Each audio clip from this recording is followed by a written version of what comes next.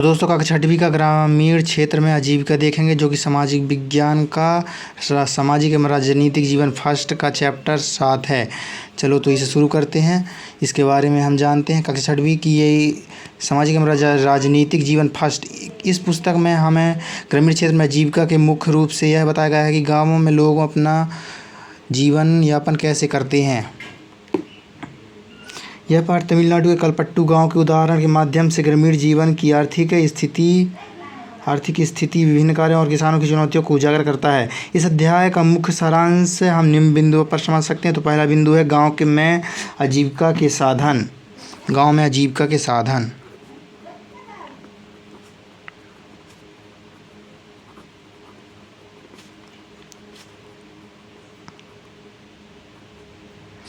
तो इसमें हम देखें तो गांव में लोग केवल खेती नहीं करते बल्कि आजीविका के लिए कई तरह के काम करते हैं, जैसे कृषि कार्य, गैर कृषि कार्य। तो इसके अंदर आता है कृषि कार्य और गैर कृषि कार्य।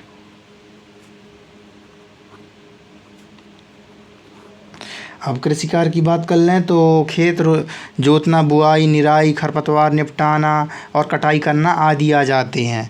और अगर गैर कृषि कार्य की बात करें तो इसमें टोकरी, बर्तन, ईंटें और बैलगाड़ी बनाना। इसके अलावा गांव में लोहार, शिक्षक, धोबी, भुनई, नाई, साइकिल ठीक करने वाले और दुकानदार भी आते हैं गैर कृषि कार्य में। नेक्स्ट टॉपिक देखें तो नेक्स्ट टॉपिक आ जाएगा अपना किसान और मजदूरों के प्रकार।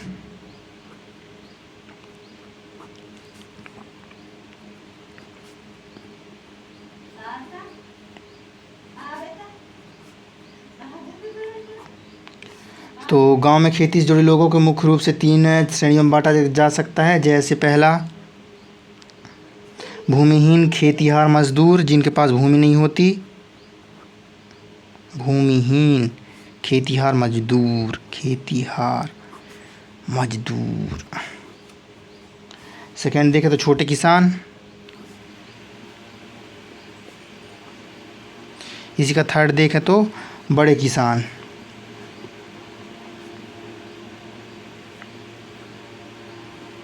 यदि हम भूमिहीन खेतिहार मजदूरी की बात करें या फिर मजदूर की बात करें तो इसमें इनके पास बहुत कम ज़मीन, लगभग 2 एकड़ होती है। अरे नहीं, इनके पास अपनी ज़मीन नहीं होती। ये बड़े किसानों के खेतों में काम करते हैं। इन्हें बहुत कम मजदूरी मिलती है और साल में केवल कुछ ही महीनों का काम मिलता है। जैसे बुआई और कटाई के समय काफ़ी समय इन्हें काम की तलाश में भटकना भी पड़ता है। अगर सेकेंड नंबर देखें छोटे किसान, तो छोटे किसान वो होते हैं जिनके पास लगभग 2 एकड़ ज़मीन होता है। ये अपने खेतों में खुद काम करते हैं। कई बार इन्हें बीज और खाद के लिए व्यापारियों से कर्ज लेना पड़ता है और शर्त के अनुसार अपनी फसल का काम दाम पड़ोसी व्यापारी को बेचना पड़ता है। अब बड़े किसान को देखें तो बड़े किसान के पास ज़मीन अत्यधिक मात्रा में होता है। इनके पास बहुत अधिक ज़मीन होती है। ये अपने खेतों में मज़दूरों से काम करवाते हैं।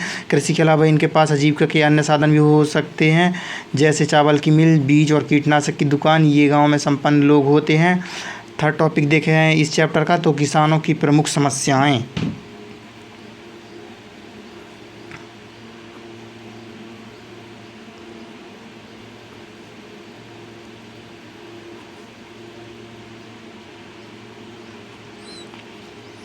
तो इस टॉपिक की बात करें हम तो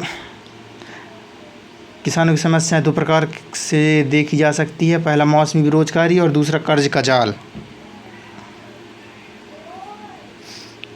मौसमी बेरोजगारी और सेकेंड कर्ज का जाल। तो हम पहले देखते हैं मौसमी बेरोजगारी। तो मौसमी बेरोजगारी देखें तो खेती का काम पूरे साल नहीं चलता। फसल की कटाई के बाद मज़दूरों को कई महीनों तक बिना काम के रहना पड़ता है, जिससे बचने के लिए वे शहर की तरफ पलायन करते हैं। सेकेंड देखें कर्ज का जाल। तो कर्ज का जाल देखें तो इसे हम डेब्ट ट्रैप बोलते हैं। छोटे किसानों को खेती के लिए अक्सर साहूकारों या व्यापारियों से ऊंचे ब्याज पर कर्ज लेना पड़ता है। अगर कीड़े लगने, बारिश ना होने या सूखा पड़ने से फसल बर्बाद हो जाती है तो कर्ज नहीं चुका पाते। यही कर्ज धीरे धीरे इतना बढ़ जाता है कि किसान आत्महत्या करने पर मजबूर हो जाता है। अब इस चैप्टर का चौथा टॉपिक देखें तो अन्य ग्रामीण आजीविकाएँ।